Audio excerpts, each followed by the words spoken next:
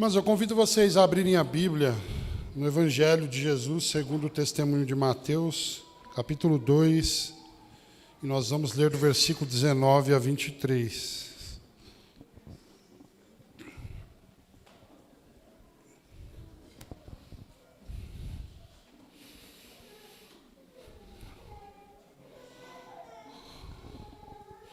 Mateus capítulo 2, versículos 19 a 23.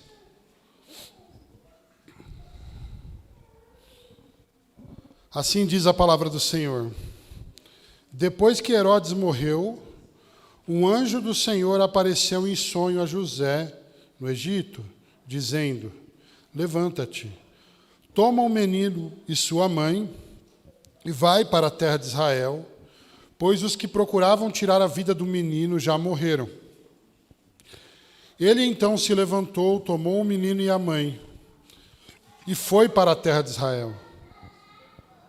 Ouvindo, porém, que Arquelau reinava na Judéia, em lugar de seu pai Herodes, José temeu ir para lá e, avisado em sonho, dirigiu-se para a região da Galiléia. E foi morar numa cidade chamada Nazaré, para que se cumprisse o que os profetas haviam falado. Ele será chamado Nazareno. Até aqui, irmãos. Irmãos, quando alguém nos pergunta de onde nós somos, nós podemos entender essa pergunta de duas formas. A primeira forma de nós entendermos é que tal pessoa, ela quer saber a cidade ou o local onde nós nascemos. E uma outra forma de nós entendermos, quando alguém nos pergunta de onde nós somos, é nós entendermos que essa pessoa quer saber em qual cidade nós moramos. No meu caso, a resposta para a primeira pergunta, ou melhor, para a primeira forma de entender, eu responderia que eu nasci em São Bernardo do Campo e responderia que eu moro na cidade de Mauá. Mas eu queria perguntar, e você? Como você responderia essa pergunta? De onde você é?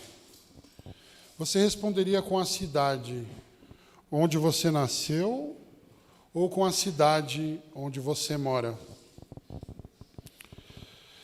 Irmãos, é possível perceber que muitas pessoas tendem a responder com o nome do lugar que parece melhor e mais interessante aos homens.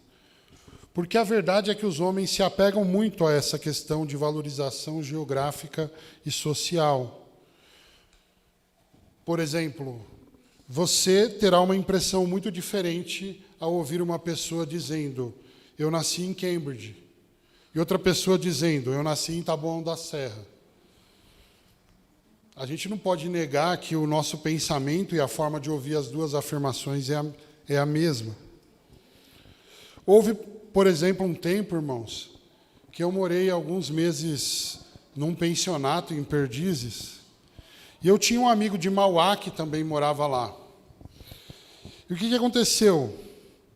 Eu percebi que todas as vezes que alguém perguntava para ele onde ele morava, sabe o que ele respondia? Você acha que ele respondia Mauá ou ele respondia Perdizes? Ele respondia: eu sou de Perdizes, enquanto na verdade ele era de Mauá. Mas por que ele fazia isso?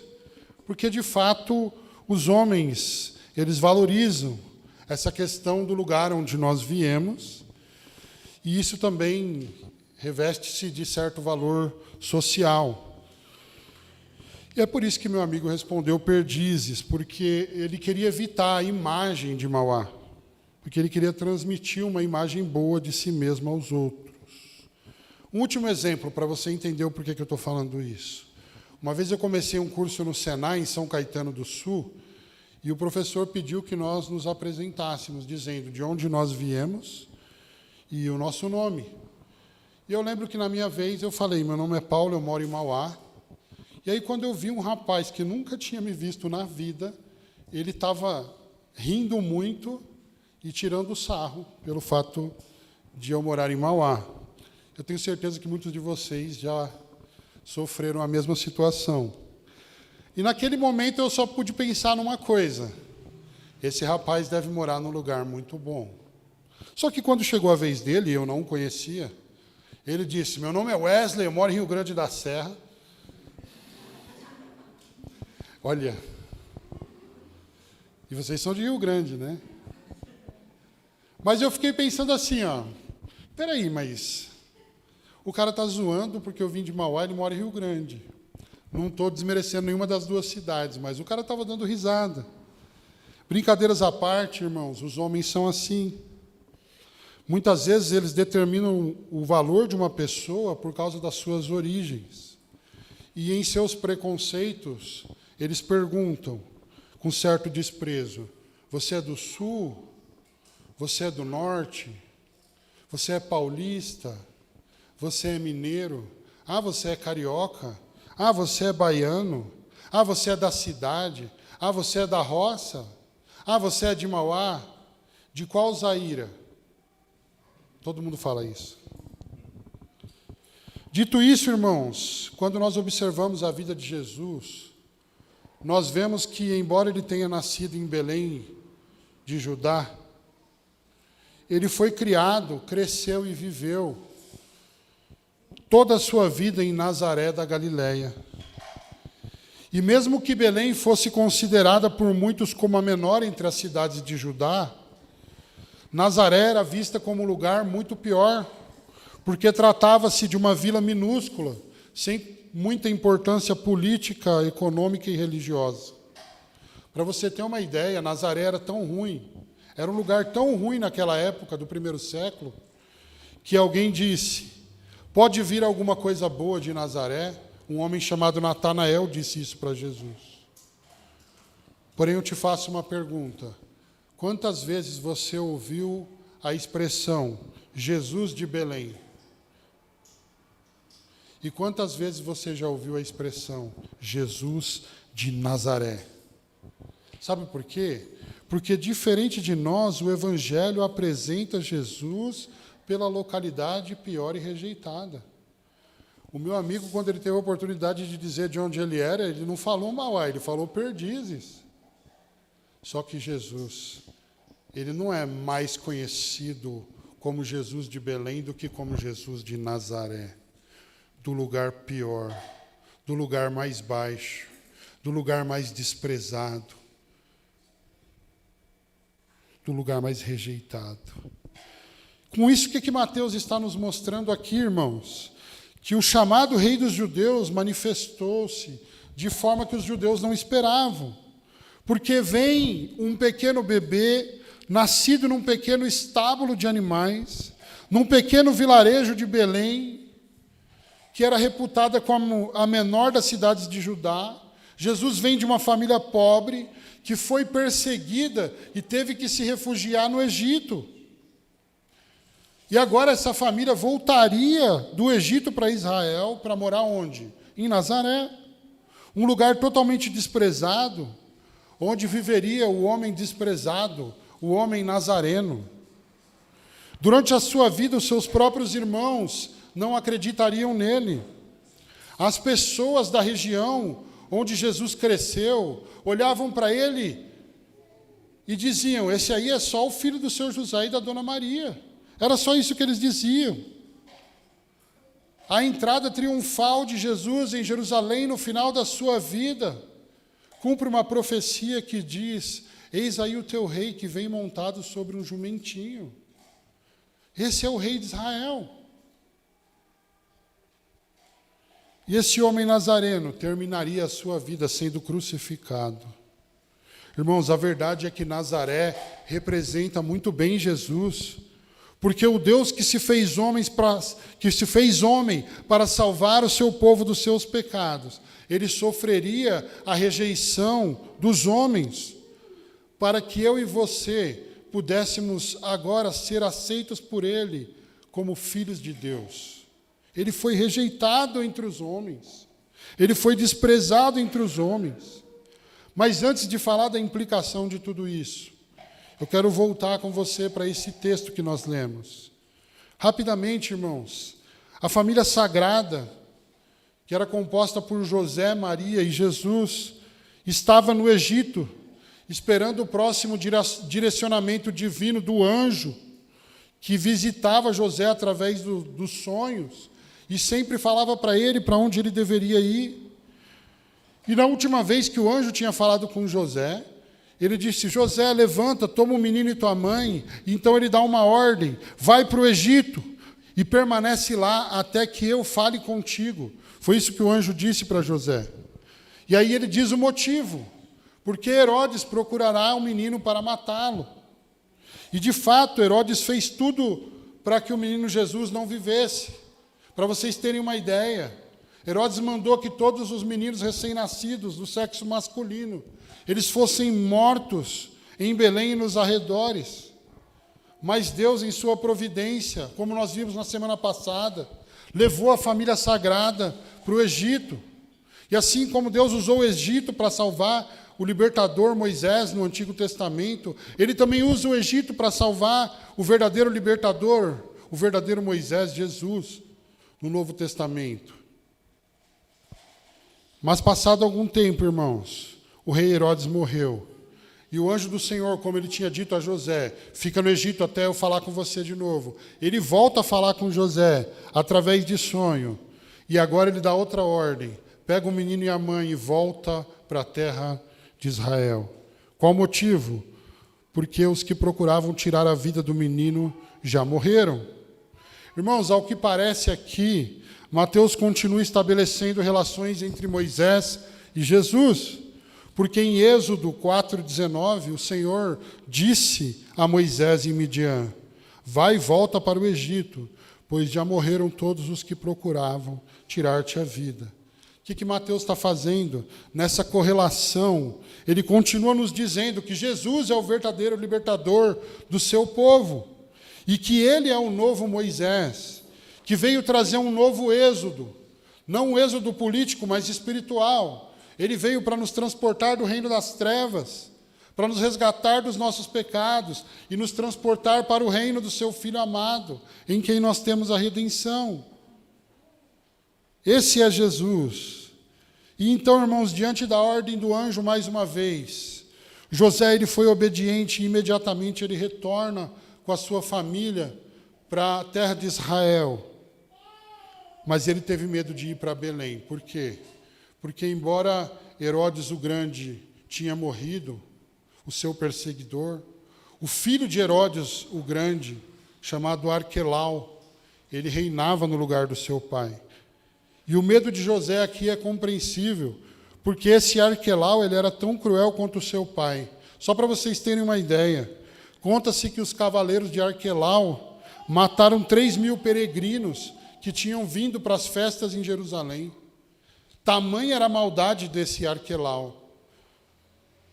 E então ele não hesitaria em matar José, Maria e o menino, com toda certeza.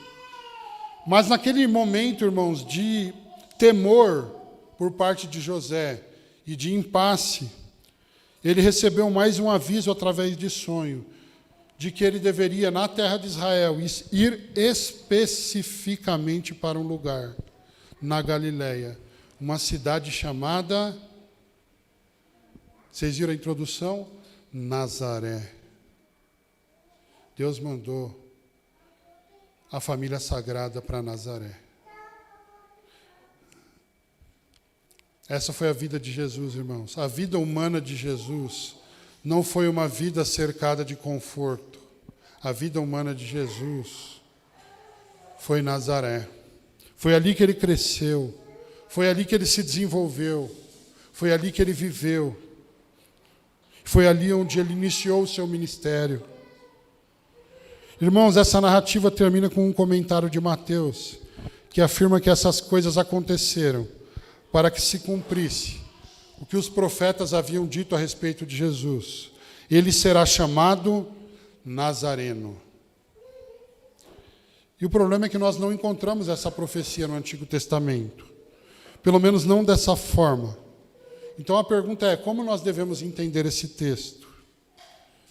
Particularmente, eu creio que a melhor resposta é que Mateus estava se referindo às profecias que diziam que o Messias seria desprezado entre os homens. Nazaré, irmãos, portanto, é um símbolo dessa fraqueza, dessa rejeição, dessa zombaria.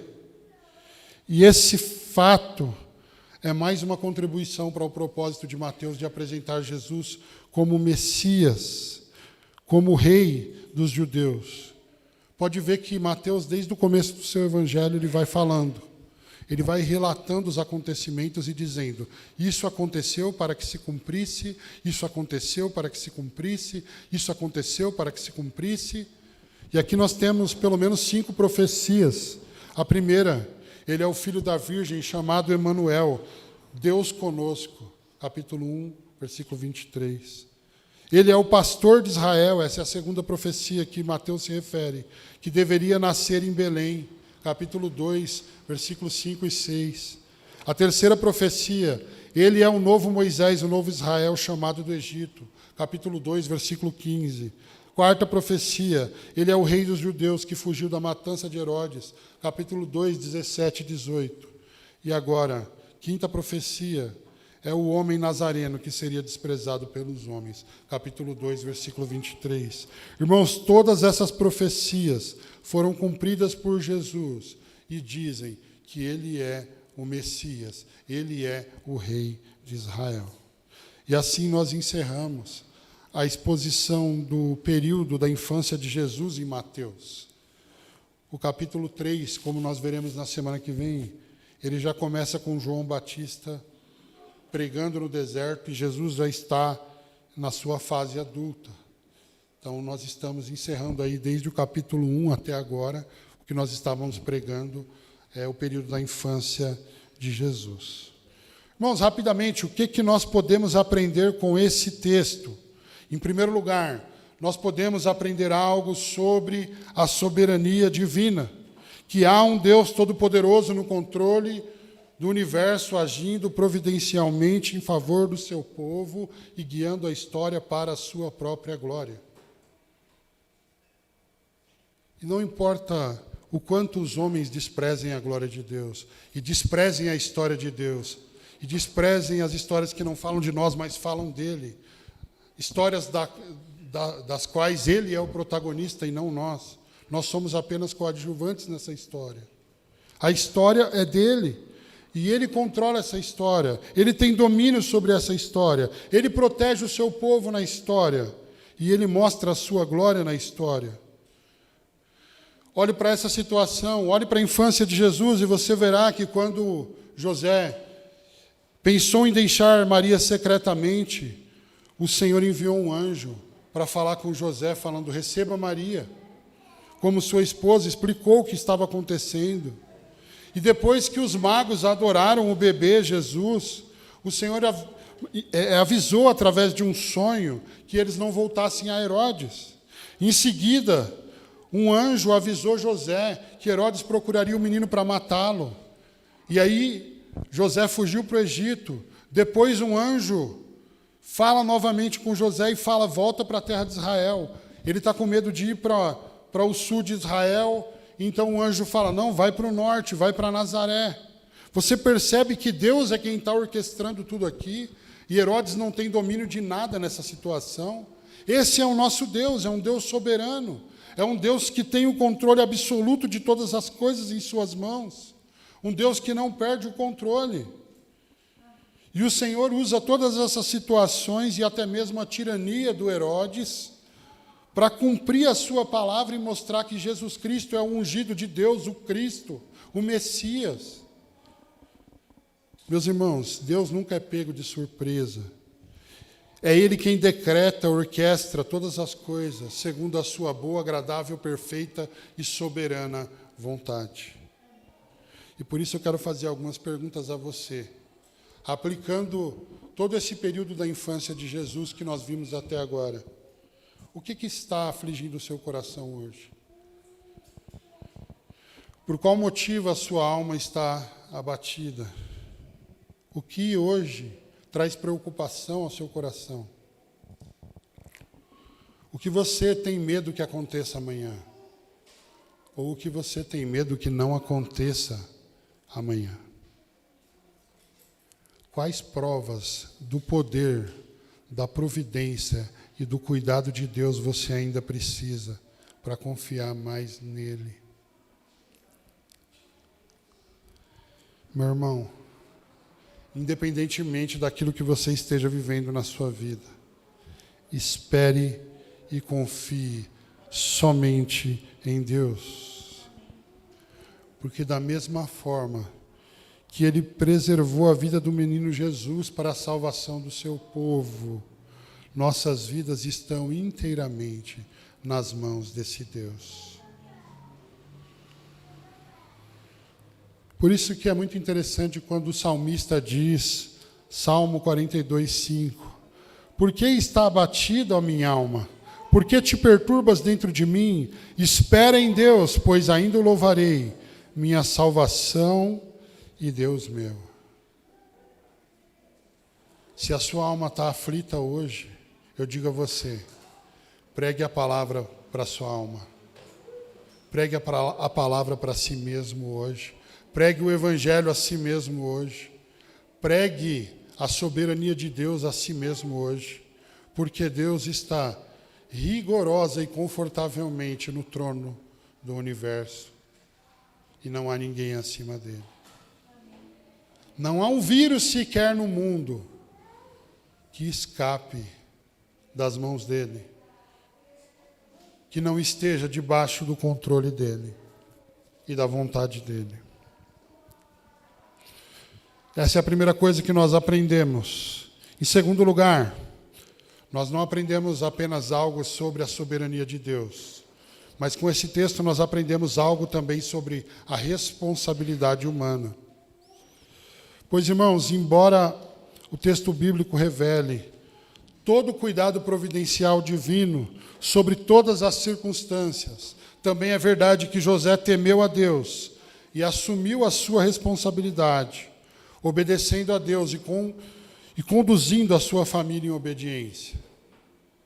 A soberania de Deus é um fato nesse texto, mas a responsabilidade humana também é um fato nesse texto. E na sua teologia você não precisa escolher entre a soberania de Deus e a responsabilidade humana, porque as duas coisas são verdade na Bíblia. Nós não precisamos escolher uma das duas. Olha só, quando o anjo falou para ele receber Maria, José foi e obedeceu.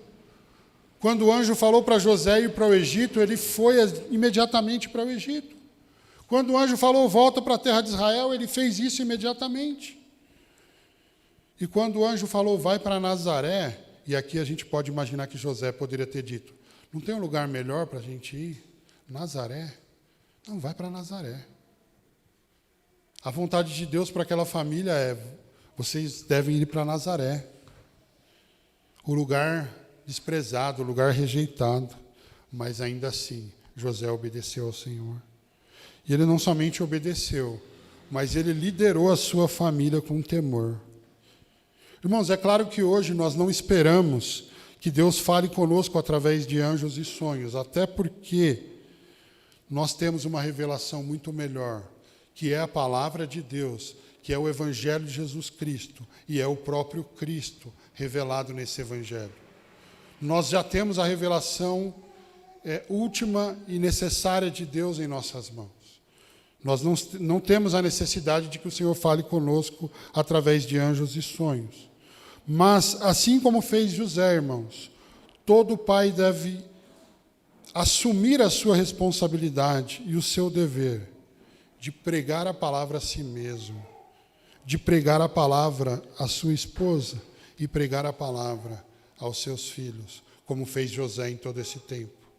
O anjo não falou com Maria, o anjo não falou com o menino Jesus, e ele nem ia entender porque ele estava na situação de um bebê, né? Ele fala com José, e José ele assume a sua responsabilidade, e ele vai nutrindo a sua família espiritualmente, pegando as orientações de Deus e conduzindo a sua família segundo as orientações de Deus. É isso que acontece aqui.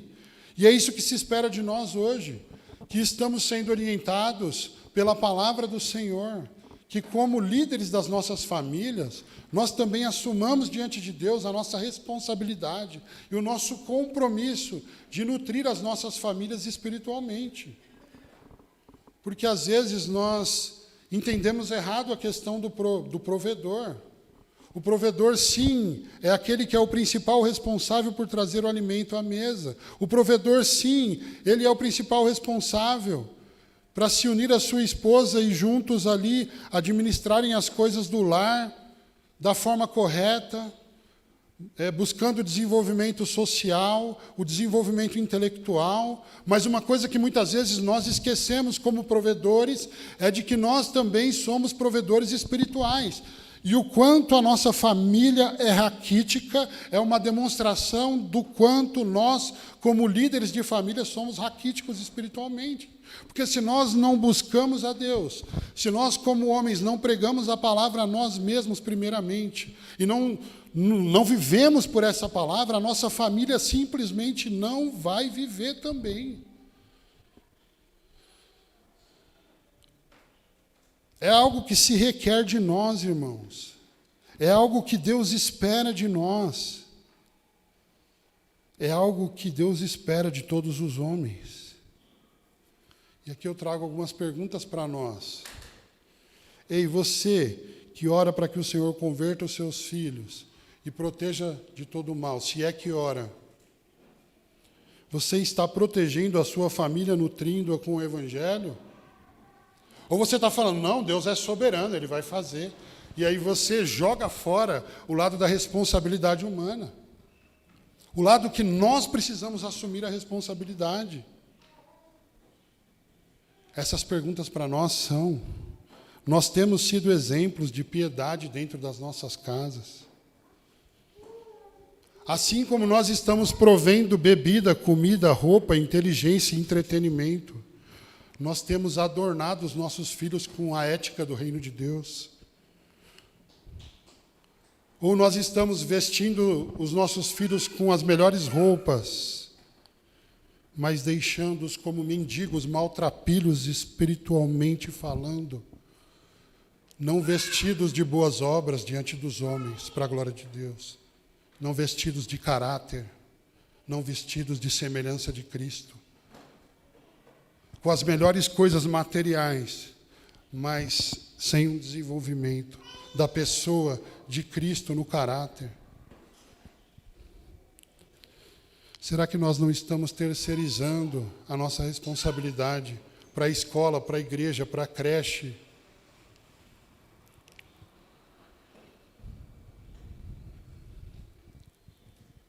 Nas nossas famílias, nós trabalhamos mais para adquirir conforto ou semelhança do caráter de Cristo? Se o seu filho seguir os seus passos como pai, para onde ele estará caminhando hoje? Quando as pessoas dizem, é a cara do pai esse menino, isso é um elogio? O pai revela a pessoa de Cristo na sua forma de viver? Ou ele não faz o que lhe é devido e está esperando um milagre, que o filho permaneça no caminho sem ser ensinado? Não existe esse milagre, irmãos. Tem pessoas que penam para criar os seus filhos na admoestação do Senhor. E quando eles crescem, eles se desviam. Quantos filhos você conhece? Quantos jovens, adolescentes você conheceu na sua vida, que foram criados na igreja e mesmo assim, eles abandonaram o Senhor, eles apostataram da fé. E nós estamos brincando de fazer parte de uma igreja ou não fazer. Nós estamos brincando de fazer devocional uma vez por mês, quando der, ou quando dá tempo, ou quando a gente lembrar, se é que a gente faz. E aí a gente não consegue perceber que nós estamos colocando os nossos filhos nas mãos do diabo e dizendo, faça bom proveito. É claro que essa não é a sua intenção, é que você não percebe que faz isso.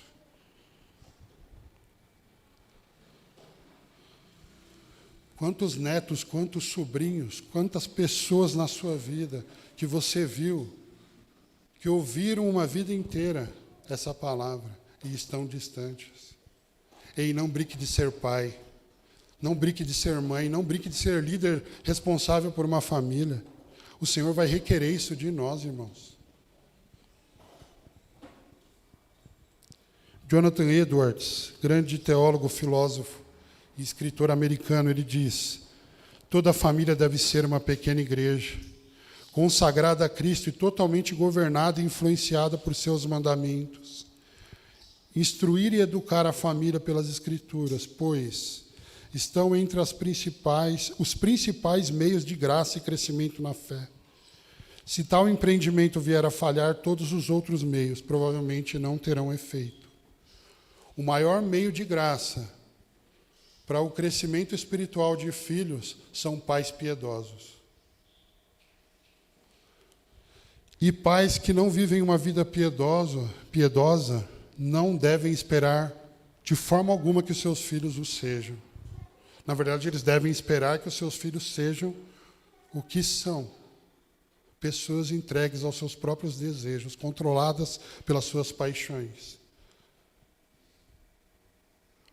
Muitas vezes os pais são causa de destruição da vida dos filhos. Porque omitem uma verdade, que é a única que poderia salvá-los de si mesmos.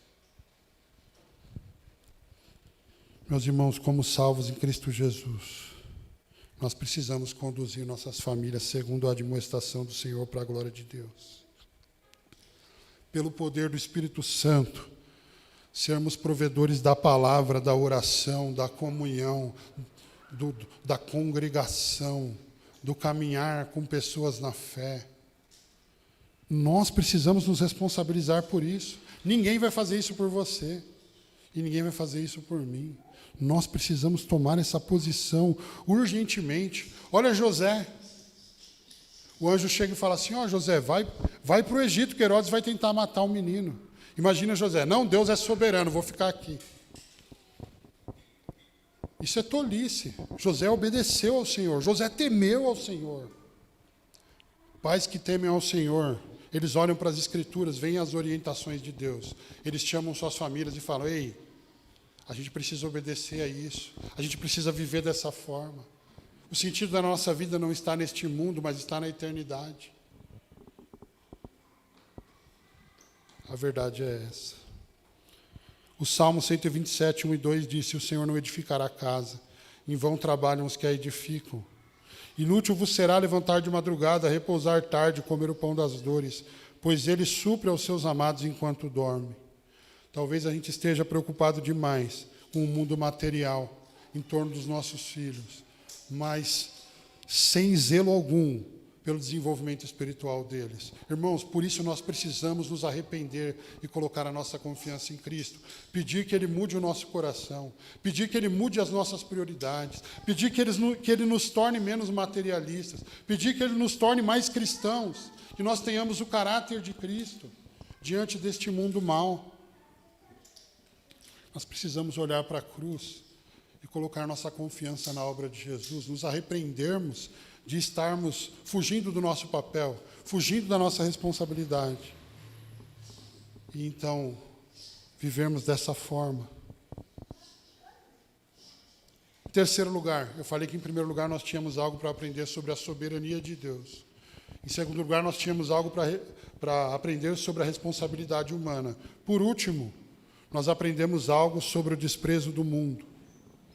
Irmãos, se Jesus foi ignorado, desprezado e perseguido, todo aquele que é um verdadeiro discípulo de Jesus também será ignorado, desprezado e perseguido neste mundo por causa do Evangelho e por causa dos valores do reino.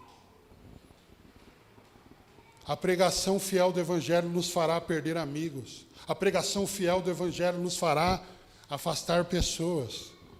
Mas nós precisamos ser leais a Deus acima de todas as coisas e pregar a verdade por onde nós andarmos. Mesmo que isso nos traga perseguição, mesmo que isso cause retaliação contra nós, mesmo que isso faça com que nós sejamos alvo de maledicência, o que nós não podemos é submeter Deus aos nossos interesses humanos caídos e passageiros. Não, Deus não será subordinado a isso. É nós que precisamos nos voltar para a vontade de Deus e vivermos da vida que nós devemos viver. em arrependimento. Nas palavras de Jesus, Jesus disse assim: basta ao seu discípulo ser como seu mestre, e ao servo como seu senhor. E aí Jesus disse: se chamaram de Beelzebul, o dono da casa, quanto mais os de sua família. Jesus estava dizendo: ei, cristãos, é daí para pior. Me chamaram de Beelzebul. Vocês querem ser amados? Pregando a verdade? Sabe por que a gente é tão amado por este mundo? Porque a gente não prega a verdade. Porque a gente não confronta pecado. Porque a gente aceita pecado. Porque a gente muitas vezes vive como o mundo. Porque ao invés da palavra dar forma a nós, muitas vezes nós estamos muito mais moldados pelo mundo e pela forma dele pensar e viver do que pela palavra de Deus. Irmão, se ele é chamado Jesus de Nazaré, os seus seguidores também serão vistos e serão tratados como Nazaré por este mundo mau. O que? Você vai na igreja 2, 3 vezes na semana? Que pessoa estranha, que pessoa esquisita, sai de perto de mim. Você está sendo Nazaré com ele.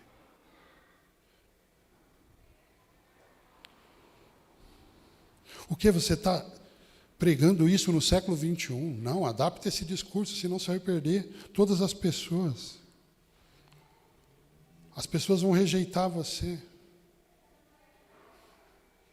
Nós rejeitamos a nossa rejeição. Mas Jesus é de Nazaré. E quem segue de Jesus leva a insígnia de Nazaré. E por isso também é desprezado. Isso me faz lembrar de Moisés novamente, porque está escrito em Hebreus 11, 24 a 26. Pela fé, Moisés, já adulto, recusou ser chamado filho da filha de Faraó, escolhendo, pelo contrário, ser maltratado com o povo de Deus, em vez de experimentar por algum tempo os prazeres do pecado. Ele considerou a afronta de Cristo como uma riqueza maior do que os tesouros do Egito, pois tinha em vista a recompensa. Pela fé ele deixou o Egito, não temendo a ira do rei, e perseverou como quem vê aquilo que é invisível.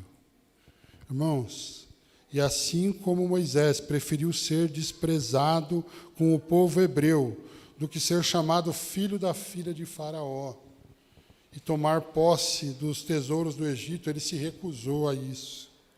Jesus trocou a sua maravilhosa glória no céu para ser rejeitado pelos homens aqui na terra. Ele preferiu ser perseguido, ele preferiu ser humilhado com o seu povo do que permanecer na sua posição de majestade suprema. Sendo Deus, ele revestiu-se de humanidade e fraqueza e ele trocou a morada celestial dele por Nazaré.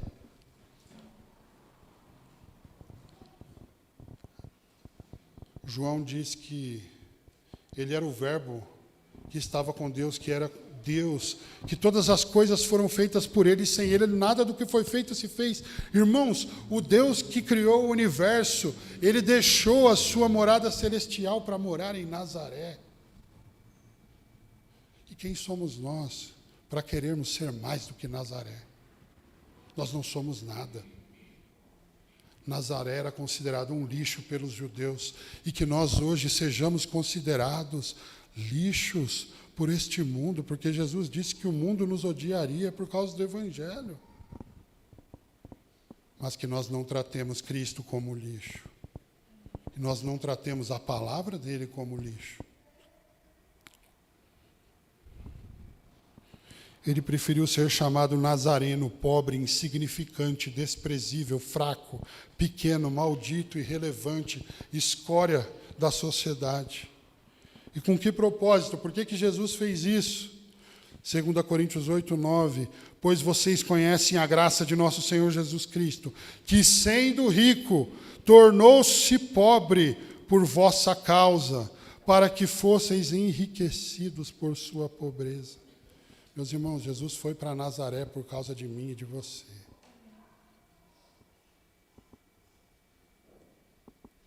Ele sendo rico se fez pobre, para que por meio da pobreza dele nós fôssemos enriquecidos. Enriquecidos do quê?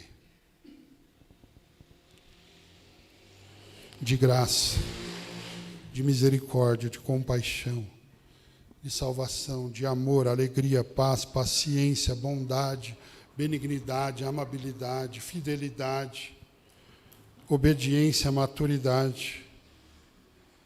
Ele não veio para nos enriquecer das coisas deste mundo, ele veio para nos enriquecer do caráter de Cristo. E por isso, quão infeliz é aquele que tem ignorado isso, que tem vivido por outras prioridades deste mundo carnal, passageiro e visível, ao invés de ser enriquecido pelos tesouros espirituais eternos e invisíveis do reino de Deus.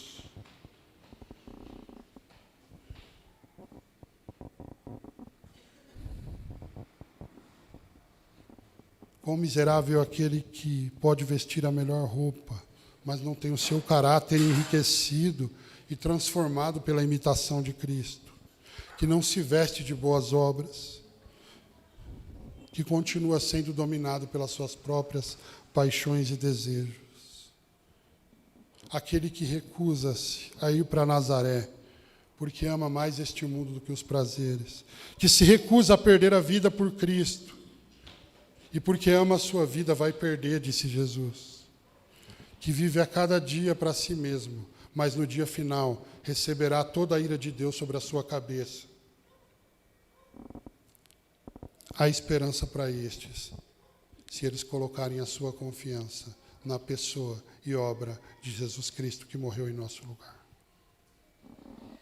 Mas, por outro lado, irmãos, quão bem-aventurados são os que não se envergonham de Nazaré, que perdem as suas vidas hoje para encontrá-la amanhã, que são afligidos, que são humilhados, excluídos e cancelados por serem quem são no Senhor.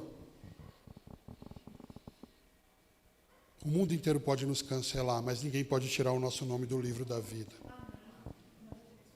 E nós não trocamos nada por isso. Quão bem-aventurados são aqueles que perdem sua vida. Mas esse texto, irmãos, tem uma boa nova, e eu quero encerrar com ela. Quais são as primeiras palavras do texto?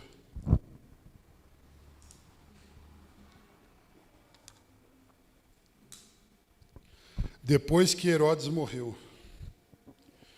Sabe o que isso implica, irmãos? Que, de fato, nenhum dos inimigos de Cristo poderá vencê-lo. Ninguém pode vencer Cristo. E da mesma forma que ninguém pode vencer o cabeça da igreja, ninguém pode destruir a igreja de Deus, o povo de Deus. Nem o pecado, nem a morte, nem o inferno, nem a condenação, nem o diabo. Porque Cristo venceu na cruz todos os seus inimigos. Herodes, aqui a gente toma como uma figura. Herodes morreu, mas Cristo vive eternamente. E é nessa esperança, irmãos, que nós devemos nos apegar como igreja. 2 Timóteo 2, 11 a 13. Esta palavra é digna de crédito. Se já morremos com ele, também com ele viveremos. Se perseverarmos com ele, também reinaremos. Se o negarmos, ele também nos negará. Se somos fiéis, ele permanece fiel, pois não pode negar a si mesmo. O C.S. Lewis, ele tem uma frase muito conhecida que diz: se eu encontro em mim um desejo que nenhuma experiência desse mundo possa satisfazer, a explicação mais provável é que eu fui feito para um outro mundo. Por isso, irmãos, se alguém te perguntar de onde você vem, esquece São Bernardo, esquece Mauá. Eu sugiro que você ofereça a essa pessoa uma resposta melhor. Eu sou de Nazaré. Eu vim de outro mundo, meu lugar não é aqui. Eu posso até estar nesse mundo, mas eu não sou deste mundo. Em breve voltarei para minha casa, ao meu lar celestial. E reinarei eternamente. Com quem? Com o homem de Nazaré. Não se engane, ele morou em Nazaré, mas o lugar para onde ele vai nos levar é o lugar onde há perfeita justiça, paz e alegria eternas. Não troque isso por nada. Não tenha vergonha de Nazaré. Não tenha vergonha de ser humilhado pelo Evangelho. Tenha sim vergonha de o Herodes que há em você, que há em mim, que há em nós, ainda continuar vivo, ainda continuar controlando nossas vidas. Que Cristo rompa com esse reino maligno das nossas paixões sobre nós e reine soberanamente sobre cada área das nossas vidas para a glória do nome dEle. Senhor, muito obrigado, Pai, por esse tempo de meditação na Tua Palavra. Tu és o Senhor, o Rei dos Reis, o Todo-Poderoso. O Senhor está num alto e sublime trono.